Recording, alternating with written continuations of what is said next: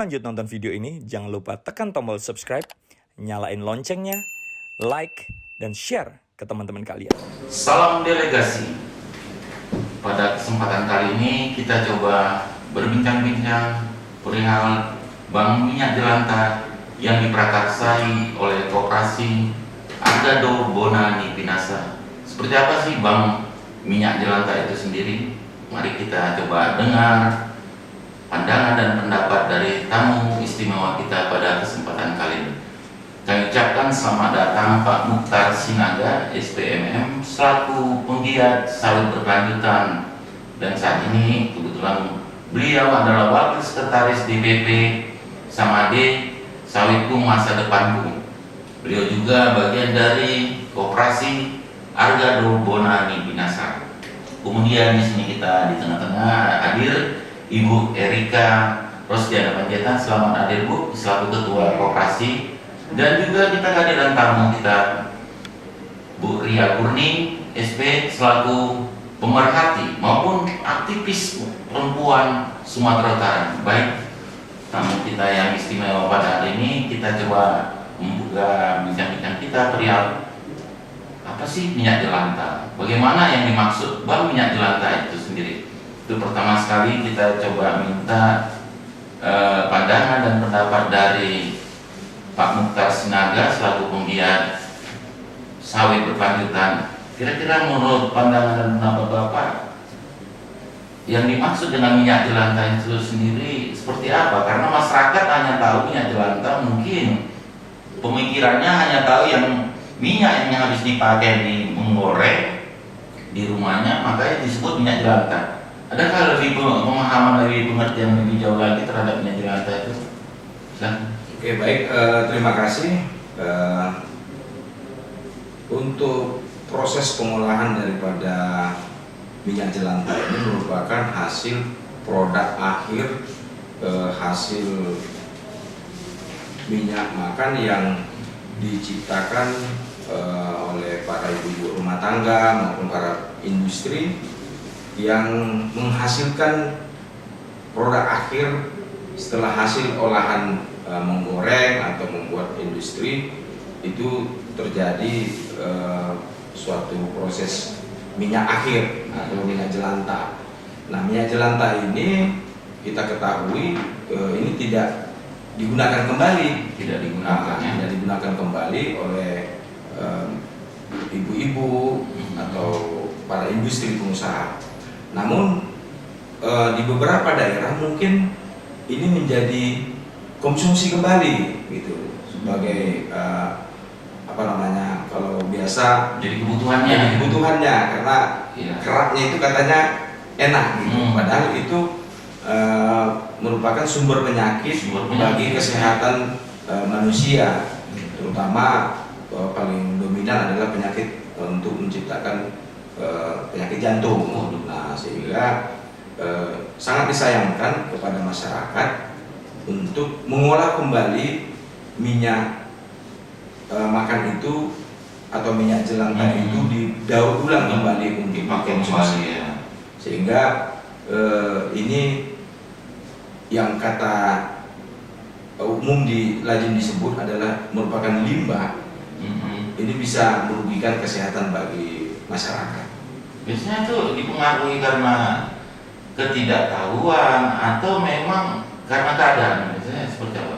Sebenarnya sudah diketahui, namun mungkin karena ini secara turun-temurun diwariskan oleh para pendahulu kita, sehingga ada beberapa suku mungkin mengkonsumsi minyak jelantah ini menjadi bahan pangan daripada kebutuhan hidupnya. Nah, kita perlu sebenarnya melibatkan dinas terkait seperti dinas kesehatan untuk melakukan sosialisasi kepada masyarakat, menyadarkan masyarakat dampak negatif daripada mengkonsumsi minyak jelantah. Saya pikir itu yang perlu harus digerakkan oleh pemerintah. Jadi selain dari misalnya itu, apakah ada pengelolaan lebih lanjut dalam industri apa gitu, hilir atau industri lainnya yang bisa mengelola minyak jelantah dalam produksi yang lebih bermanfaat gitu? Nah, jadi kami selaku pegiat kelapa sawit sudah melakukan koordinasi dengan pihak yang berkompeten dalam hal bidang ini seperti PPKS yang merupakan lembaga penelitian di Indonesia ini sudah membuat hasil produk minyak jelantah ini menjadi biosolar, ya, menjadi biosolar maupun bensin. Karena memang hasil minyak jelantah ini bisa langsung memproduksi 98% menjadi biosolar. Gitu. Komoditi terbarukan seperti itu, Pak? Iya, artinya pemanfaatan minyak jelantah. Minyak makan juga sebenarnya sama. Iya. Minyak jelantah ini kan produk hasil akhir daripada minyak makan. Nah, jika ini diciptakan menjadi industri bahan bakar kita, saya pikir kita nggak susah lagi. Artinya ada nilai tambah yang sebenarnya punya potensi untuk peningkatan perekonomian. Gitu. Nah, bertambah nilai tambah rumah tangga, bertambah juga manfaat bagi negara. Sangat cocok ini pada para kaum ibu ya, para yang tidak bermanfaat lagi jadi bermanfaat, bisa menambah ini ya, menambah ya katakan menambah untuk uang di dapur lagi ya. Jadi makanya kita coba tawarkan kepada Koperasi Argado Buana Pinasa ini menciptakan suatu unit yang bisa bermanfaat bagi masyarakat dan bermanfaat bagi koperasi itu sendiri, sehingga koperasi ini bisa tumbuh gitu. Apakah nanti dengan usaha lain atau usaha ini tadi bisa lebih menambah profit daripada koperasi itu sendiri. Tapi sebenarnya kalau dikemas dengan baik sebenarnya tidak terlalu sesuatu yang sulit gitu ya. Sebenarnya nggak ada yang sulit. Iya. Mengumpulkannya sebenarnya juga nggak sulit. Saya pikir setiap bulan saja jika satu rumah tangga mengkonsumsi menggunakan minyak jelantah itu, untuk mengumpulkan minyak jelantah itu sebenarnya 1 liter per rumah tangga itu sebenarnya sudah luar biasa. Ya, bayangkan kalau seandainya penduduk di Kota Madya Medan ini aja kita sebut 3 juta atau 6 juta, 100.000 orang saja kita peduli kepada bank sampah ini tadi atau bank minyak jelantah ini tadi, ini kan bisa menyelamatkan berapa orang kita, ya, dan menambah nilai tambah daripada home industry itu sendiri, sehingga si keluarga tadi bisa membiayai hidup daripada anak-anaknya atau menambah nilai tambah daripada keluarga sendiri, sehingga nanti koperasi ini akan tumbuh besar dan tumbuh berkembang gitu. Terima kasih Pak, pendahuluan dari Pak Sinaga. Coba kita lanjutkan. Beralih kita ke Bu Erika selaku Ketua Koperasi. Kita sudah mendengar tadi sedikit banyak tentang minyak jelantah. Nah, sini kita mau tahu juga peranan Koperasi Argado Buana Pinasa ini seperti apa kira-kira dalam bidang kegiatan programnya menyahuti atau mendorong kegiatan bangsa minyak jelantah ini. Nah, jadi sebenarnya waktu kita jumpa dengan Pak Sinaga, Pak Sinaga menggagas kegiatan ini, dan kita Koperasi Argado Buana Pinasa sangat terkesan gitu. Karena apa? Karena kalau kita lihat memang yang dibilang Pak Sinaga tadi benar. Minyak makan itu atau minyak jelantah katanya tadi, minyak jelantah itu kalau dipakai berulang akan jadi penyakit. Nah, kalau kita juga ibu-ibu gitu mencuci barang-barang itu terus bekas masak misalnya, kalau dia tadi minyak jelantah itu masuk ke saluran, kita lihat itu mungkin mengadakan penyumbatan. Jadi kita tahu sendiri bahwa bagaimana itu minyak itu tidak bagus untuk lingkungan. Sementara di sisi lain kita kan memang harus mengajak misalnya ibu-ibu, seluruh warga dan juga siswa sekolah gitu juga untuk mencintai lingkungan, bagaimana pro lingkungan. Jadi kita ubah mindset itu bahwa ternyata dari hal yang seperti ini bisa bermanfaat. Jadi kita Koperasi Argado Buana Pinasa mengajak sekolah-sekolah, dan kita sekarang ini sudah ada punya 1 unit ya Pak ya yang akan menjalankan ini. Nah, jadi nanti rencananya minyak makan yang minyak jelantah tadi yang telah kita sosialisasikan kemarin, kita sosialisasikan ke sekolah dan mendapat respon positif dari orang-orang tua siswa dan juga dari siswanya. Kenapa? Karena itu sangat membantu. Jadi misalnya nanti si anak datang bawa minyak jelantah yang dibawanya dari rumahnya gitu, kemudian ini nanti akan petugas koperasinya akan mencatat. Nah setelah itu nanti kapan dia datang lagi bawa minyak jelantahnya akan dicatat. Nah kalau nanti misalnya ini sudah sebulan, kita akan lihat berapa misalnya berapa liter gitu kan. Nah ini mungkin akan bisa membantu pembayaran SPP-nya, atau mungkin dia nggak bayar lagi dan pasti otomatis akan meringankan orang tua. Nah di sisi lain manfaatnya yang besar juga, seluruh anggota koperasi Arga Kebunan Pinasa dan seluruh masyarakat juga, seluruh ibu-ibu dan ini kita mengajak ayo kita cinta dengan lingkungan, dan tapi juga berpengaruh juga untuk pendapatan juga gitu. Misalnya ibu-ibu warga seluruh masyarakat kalau memberikan minyak jelantah itu kepada koperasi kita yang kan kita buat juga tabungannya, akan kita berikan solusi. Misalnya apakah nanti kita kembalikan dengan minyak makan merek apa gitu. Jadi sehingga nanti secara otomatis ibu-ibu misalnya boleh mendapat minyak yang sekarang ini misalnya mungkin bisa membantu keuangan rumah tangga, jadi nggak usah beli lagi dengan minyak makan lagi karena sudah ada limbahnya tadi yang kita tahu. Nah banyak hal-hal yang positif seperti ini yang harusnya kita lakukan bersama, dan harapannya Koperasi Arga Kebunan Pinasa akan bisa berkembang seperti kata Pak Sinaga dan Ibu tadi, dengan kita kebersamaan ini. Artinya koperasi tidak jadi sesuatu yang harus berpikir hanya koperasi ini sifatnya hanya simpan pinjam gitu, tapi lebih pada mengedukasi juga dalam industri kreatif seperti itu. Iya, saya cerita Pak, kemarin saya sosialisasi. Jadi ada orang-orang tua, mereka bilang apa?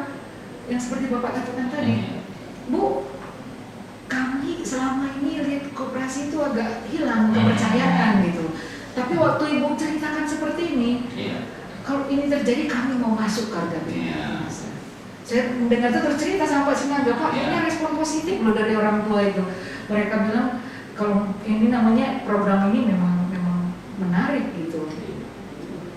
Baik, terima kasih Bu Erika. Coba kita beralih ke Bu Ria selaku pemerhati kaum perempuan. Bagaimana kira-kira pandangan Bu Ria? Kaum ibu juga berperan menjadi anggota koperasi, dan dia sendiri tidak harus banyak meluangkan waktu karena cukup hanya niatan untuk menjadikan ini suatu komoditi yang baru gitu. Terima kasih.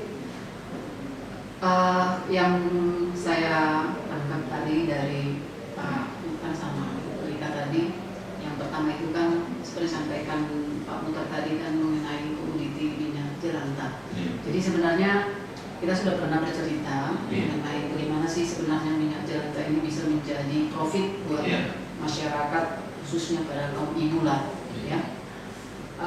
Kendalanya memang perlu sosialisasi yang luar biasa dari Dinas Kesehatan tentunya. Jadi kerjasama dengan Dinas Kesehatan setempat, bagaimana sih bahaya penggunaan minyak jelantah. Mungkin kalau kita sendiri yang menerangkan itu mungkin orang nggak percaya karena kita kan bukan Dinas Kesehatan gitu ya. Itu yang pertama. Yang kedua, kebanyakan masih kaum ibu ini merasa bahwa dengan adanya minyak jelantah ini bisa digunakan berulang-ulang dalam bahasa Batak bilang kahilala, kan gitu. Jadi banyak sistemnya perekonomiannya lebih kencang lah ya. Mungkin ini misalkan 1 liter minyak goreng itu mungkin bisa nanti entah berapa kali digunakan. Padahal bahayanya mereka tidak tahu. Tidak tahu. Jadi memang ya intinya mereka perlulah sebenarnya sosialisasi itu yang perlu dulu kita bangunkan, disosialisasikan dulu bagaimana sih bahaya dari penggunaan yang berkali-kali. Setahu saya mungkin 1 kali 2 kali kurasa yang bagus, sisanya itu mungkin itu menjadi penyakit.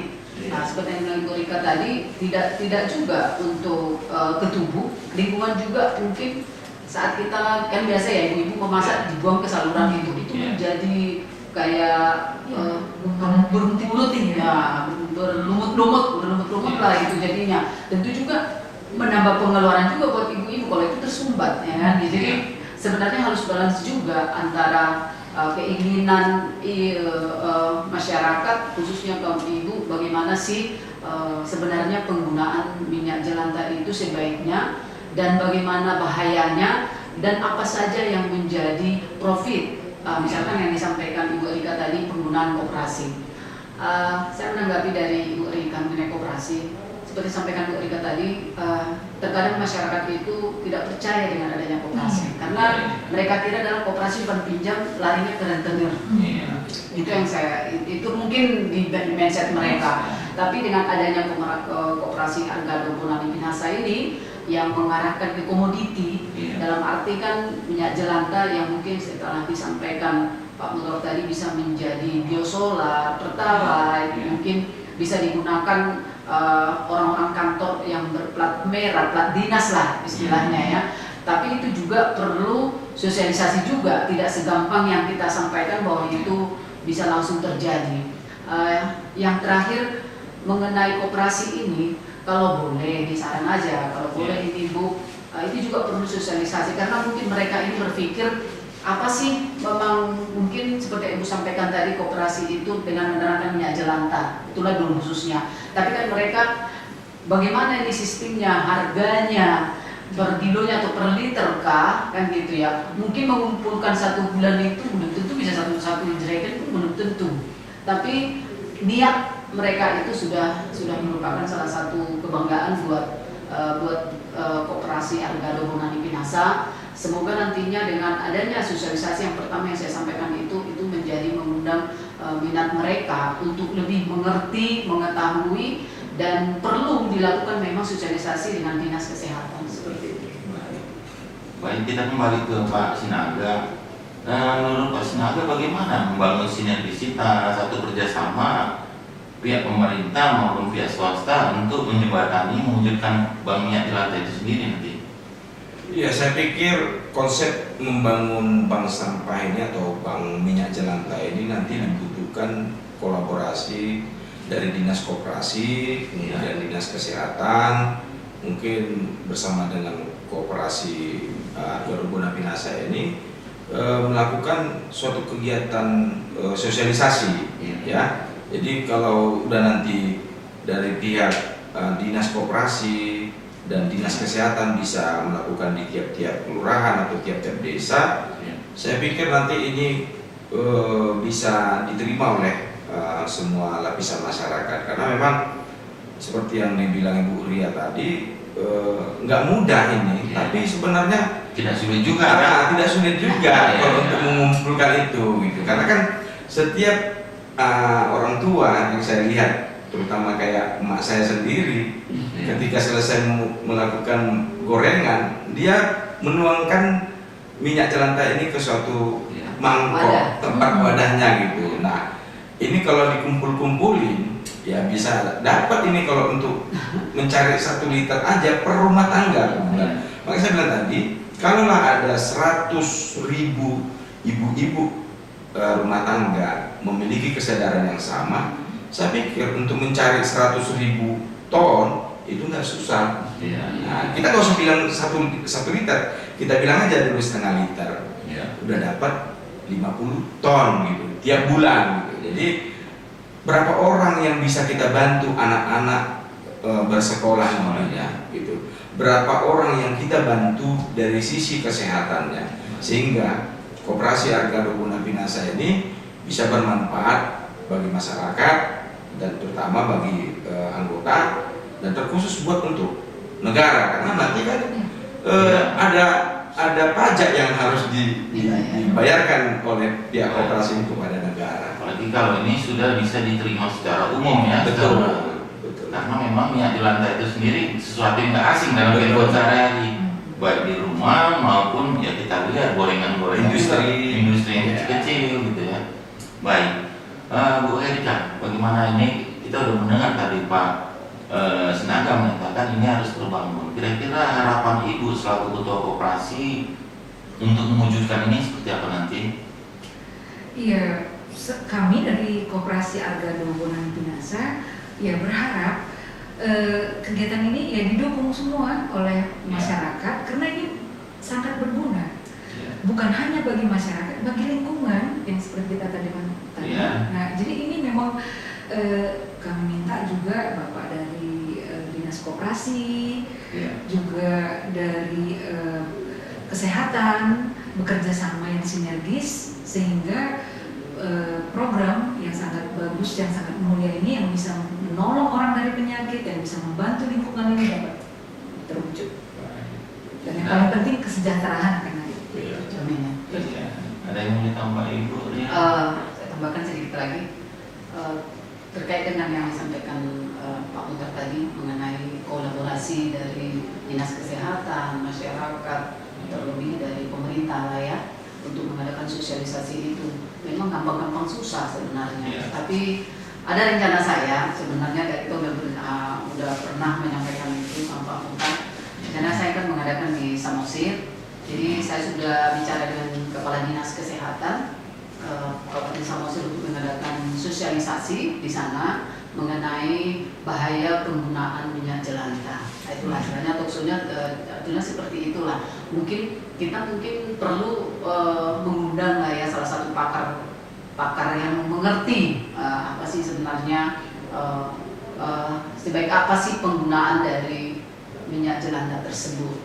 Yang kedua untuk koperasi yang disampaikan Ibu Rika, kita juga berharap kepada seluruh masyarakat untuk ikut bergabung di Koperasi Argado Bonani Pinasa dengan catatan ini bukan simpan pinjam lah ya, pinjam tapi bergerak di bidang komoditi yang bisa bermanfaat dengan baik lingkungan masyarakat terlebih untuk terjaminnya kesejahteraan masyarakat khususnya Sumatera Utara seperti itu. Iya, jadi Koperasi Argado Bonani Pinasa memang ada boleh membantu yang lemah, ada bidang sistemnya, tapi bukan fokus ke sana.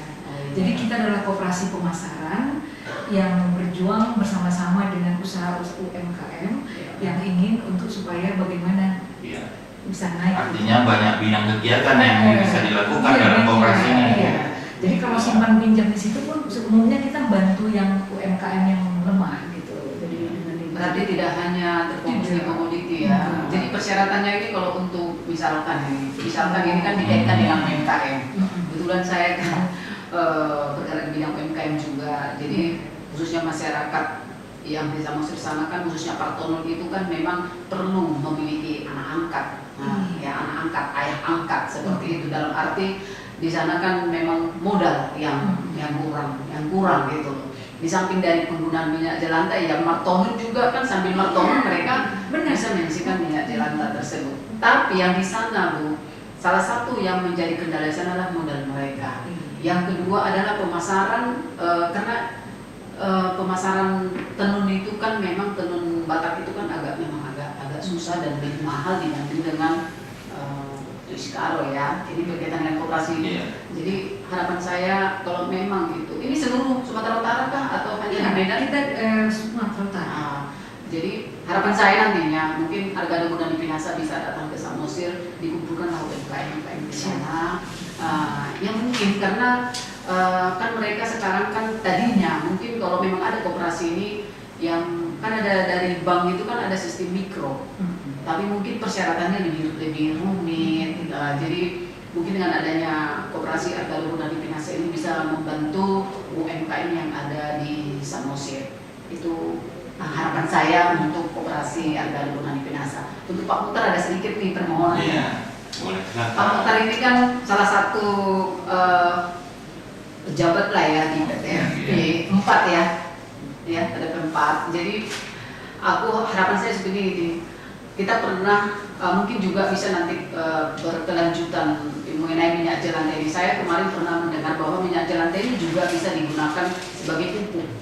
Nah, karena kelangkaan pupuk bukan hanya di Samosir, memang seluruh Indonesia kelangkaan pupuk itu memang terjadi. Harapan saya juga nanti bisa sosialisasi penggunaan dari minyak jelantah ini bagaimana sih bisa digunakan sebagai pupuk untuk komoditi-komoditi yang ada di Kabupaten Samosir.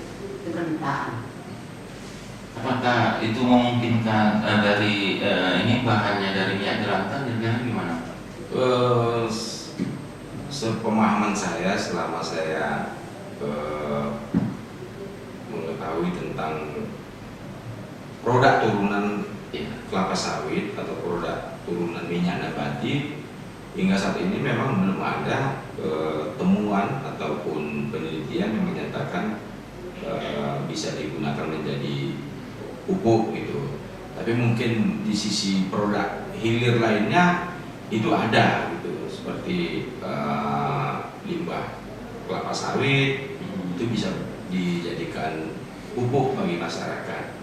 Tapi nanti kita coba gitu kepada teman-teman yang ada di lembaga penelitian, apakah produk ini bisa dijadikan menjadi organik. Limbah kelapa sawit itu yang maksudnya limbah kelapa sawit. Saya kalau memang bisa memang minyak jelantah nggak masalah, tapi saya barusan aku dengar bahwa limbah kelapa sawit tidak apa-apa, limbah kelapa sawit itu digunakan menjadi pupuk yang bisa bermanfaat. Mungkin itu lebih bermanfaat sekali buat para petani saat ini yang sangat membutuhkan pupuk. Menunggu Ya, kenapa kita tidak? Jadi itu tadi sebenarnya regulasi tata kelola yang dibangun oleh pemerintah ini belum ada mengatur itu tadi. Kalau seandainya limbah kelapa sawit, industri kelapa sawit yang ada di Indonesia ini dijadikan produk pupuk, saya pikir ini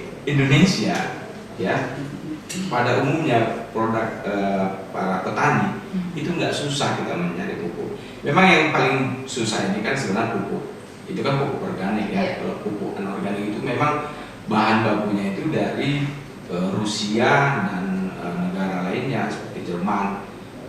Bahan bakunya yang mahal. Apalagi kita tahu Uni Eropa sekarang sedang giat-giatnya perang kan.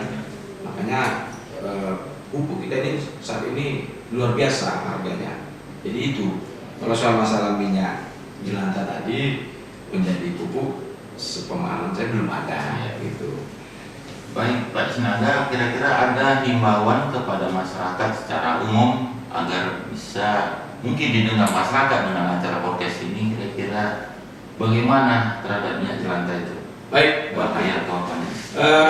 Saya berterima kasih nih kepada delegasi yang memberikan kesempatan kepada saya untuk bicara tentang bank sampah ini tadi. Tapi yang perlu saya tekankan di situ adalah kepada seluruh masyarakat yang menonton podcast ini, bahwasanya minyak sawit itu baik, ya minyak sawit itu baik. Yang pada akhirnya walaupun itu dia dijadikan minyak jelantah, tapi bisa bermanfaat menjadi industri bahan bakar yang bermanfaat bagi masyarakat. Sehingga kedepannya nanti kita harapkan pemerintah melalui DPR dapat membuat suatu tata kelola industri ini tadi, supaya hasil produk dari minyak jelantah ini bisa bermanfaat sendiri ke hilirnya kepada seluruh lapisan masyarakat, baik itu kepada ekonomi yang lemah maupun yang ekonomi yang cukup gitu. Sehingga bank sampah ini nanti kita ajak bermanfaat bagi koperasi itu sendiri dan terutama kepada masyarakat yang ada di seluruh Sumatera Utara. Mudah-mudahan nanti ini bukan hanya di Sumatera Utara, tapi bisa berkembang di seluruh Indonesia. Tapi ingat, bank minyak jelantah ini sudah ada di provinsi lain. Kenapa Sumatera Utara tidak menciptakan ini tadi? Baik, terima kasih karena kita sudah mendengar tadi seluruh pandangan dan pendapatnya. Jadi pemirsa delegasi, acara podcast kita sudahi. Namun kita sebelum sudahi, kita harus juga mendengar bahwasanya kita sudah mendengar dari Pak Mukhtar Sinaga, minyak jelantah itu bila dikonsumsi berulang-ulang sangat berbahaya untuk kesehatan, dan juga ketika minyak jelantah itu juga tidak dibuang pada tempat yang akan berdampak pada lingkungan. Untuk lebih memanfaatkan minyak jelantah itu, mari kita menjadikan anggota koperasi untuk bernilai, bermanfaat, menambah nilai perekonomian. Sampai sekian dulu dari podcast media delegasi. Horas.